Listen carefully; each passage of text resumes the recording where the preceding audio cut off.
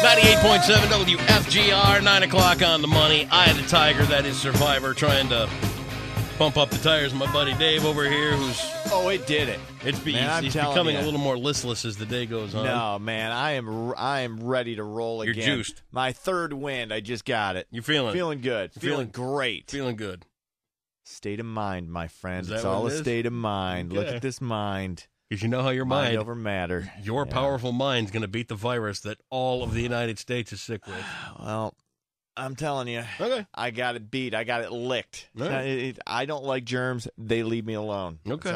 That's just how it works. Now, Less Than News is Yes. our little feature here where we kind of bring you the tabloid stuff. Yeah. And maybe some advice. Yeah, some tabloids, some advice occasionally.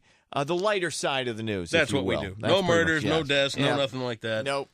We Just talk good about old, wholesome fun involving Al Roker's bowels. Let's hear it. That's Al Roker's candid nature about his gastric bypass surgery reached a new level on Sunday night when a Dateline interview revealed that the Today Show correspondent and former Yorktown resident couldn't contain himself during a visit to the White House. Quote, I probably went off and ate something I wasn't supposed to, he told NBC's Dr. Nancy Snyderman.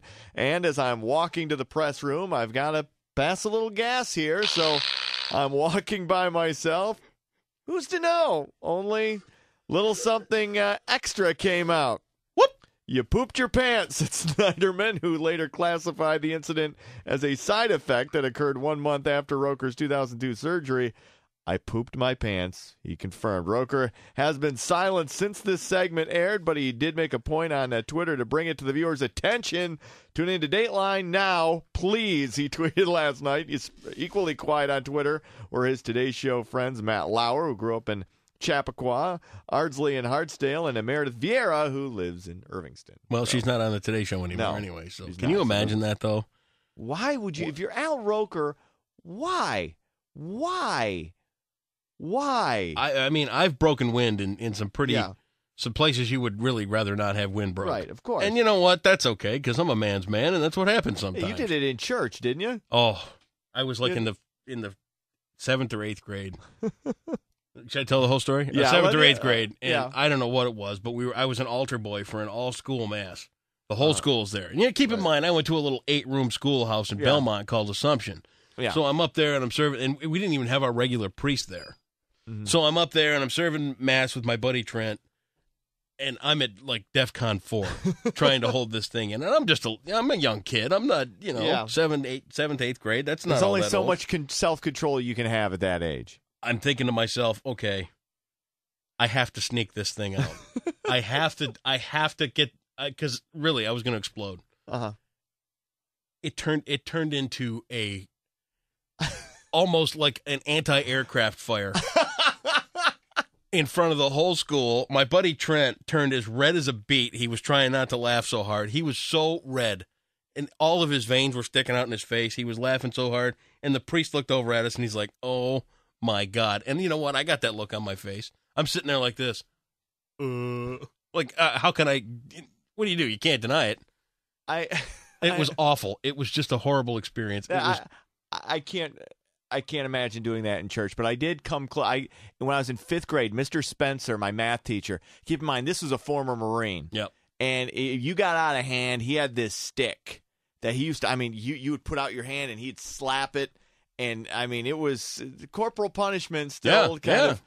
And I'm sitting in math class and I feel it coming on and I got no choice. And I just said, screw it. Go for broke. And just and it echoed. It echoed. It was in the class just bursts out laughing. How do you not? He can't. This is a 63-year-old former Marine. He can't hold it in. He thought he was just kind of embarrassed. He didn't get mad at me or anything. No, he said something like, "No, God, that's just natural." You know what? It's unfortunate that it happens. Yeah. It's embarrassing. Yeah, but it is part of life, right? And but never had what happened to Al there. That's just really no, never done that. Really, never. Okay, never just a little something. Never, ever, never, ever. Really? Nope. Wow. Not since I've been potty trained. Okay. Yeah. You're getting older. Don't worry. I've already had the conversation with Max. You're gonna be changing my diapers in about 40 years. Swedish news channel says they're taking the necessary precautions to avoid accidentally broadcasting any more pornography. Whoops. Apparently, an erotic video ran for 10 minutes on a TV screen behind a TV4 news anchor Monday morning while he was interviewing a correspondent in Moscow. News editor Andre Haglund explains that the brief porn viewing probably had something to do with a computer server in the studio connected to other networks operated by the TV4 news parent company, which also owns networks that broadcast erotic content. But even though they weren't intentionally showing their viewers porn, Haglund says it's still, quote, crap that it happened, and adds that they're doing everything they can to make sure it doesn't happen again. We were on our honeymoon in Mexico, and it's what, 5 years? Yeah, it's got been married fun, in 2007, yeah, so 5 years ago. We're down in coming Mexico up on 6, yeah, on our honeymoon, and I sleep with the TV on. Right. No sound, no nothing. Yeah. Just I like the ambient light in the room, so I leave the TV relaxing. on. So we go to bed, and we're 2 days into our honeymoon, and I wake up halfway through the night, and I glance over at the TV. Whoa! Really? Content quality down in old Mexico is a little different than it is in the United States, and I thought, great. Second night of my honeymoon, she's gonna catch me watching this. It's over. I'm gonna get divorced. I already knew it. Yep. No, so no luck there. She didn't divorce me because I got the channel changed quick enough. I was going to say, did you? How but long? Let me ask you, how long did you keep it on the channel? As fast as I could find the remote. Really? Oh God, I did. Okay. Dude, you're on your honeymoon. You want to? Right. I'm not saying you should. I'm not being pro. I'm freaking out. I'm like, oh my God, she's going to think I'm watching this. Oh my God. Because when you come up, here's the thing: is when you come upon something like that accidentally, there's this odd fascination because it's not like appealing to your prurient interest. It's kind of almost puzzling. It's like, whoa. Is that how you play it? Where did that? Is that how you play it? No, it's just kind of, Oh, look at that. I'll be danged. Well, I'll be darned. We should watch this for a little while, honey, and see what happens. Well, I want to see where the storyline goes. Okay. Of course you do. Women may not be as concerned with watching their weight as they have been in the past. According to a survey by the NPD Group, 23% of American women were on a diet in 2012, a significant drop from the 35% who claimed to be dieting in 1992. Experts do say the decline could be reflective of a change in the meaning of the word dieting, as women are more conscious of their calorie intake, but not necessarily on a diet. Appears that perceptions based on weight have changed over the years as well. In 1985, when asked whether or not being overweight correlated with attractiveness, 55% of Americans said it did. Now fewer than 1 in 4 think a person must be thin in order to be attractive. Wow. It depends on what you mean. And it depends on how people carry their weight. Like you, as a large man, carry your weight extremely well. You're a big barrel chest. Yeah, it's you got, you're a powerful looking dude. Yeah, don't get me wrong, not like though. the typical, obese man. I'm plenty fat. Don't get me wrong. Well, I'm not saying you're not fat. Right. I'm just saying you carry your girth, your extra girth, very, very well. I don't think the fact that fewer women are on it. Women are more attractive today in 2012 than they were in 1992. I don't think there's any doubt about that. I don't know. Agree, disagree. I'd like to get back to the mall hair days. I never liked. No.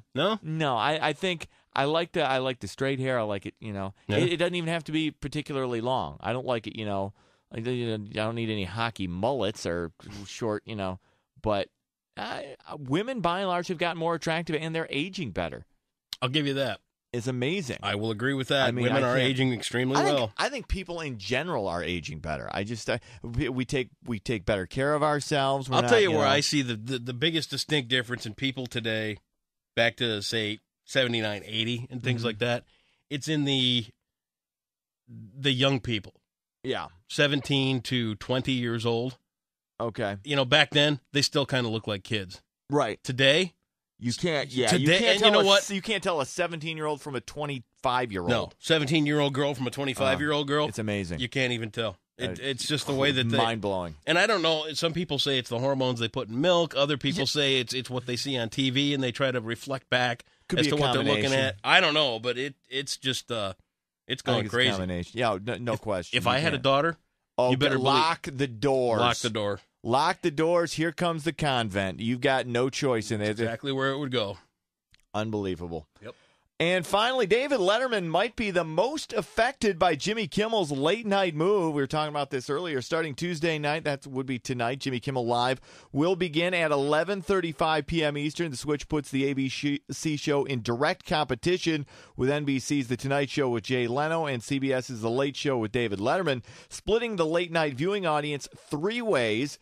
And 41% of respondents in an AccessHollywood.com poll say they intend to tune into Kimmel's show now that it's starting 25 minutes earlier. Another 41% are committing themselves to Leno's Tonight Show, while just 18% plan to watch Letterman's Late Show. You know, this was something I didn't think about, that Kimmel's audience skews more towards Letterman's audience. I mean, they have a similar, people with similar comedic sensibilities watch those two shows. Whereas Leno, you know, he basically has the old farts. But here's the thing. Leno and, Letterman and Kimmel have kind of had a truce, if you will. Yeah. They've spoken to each other. They know this is going to happen.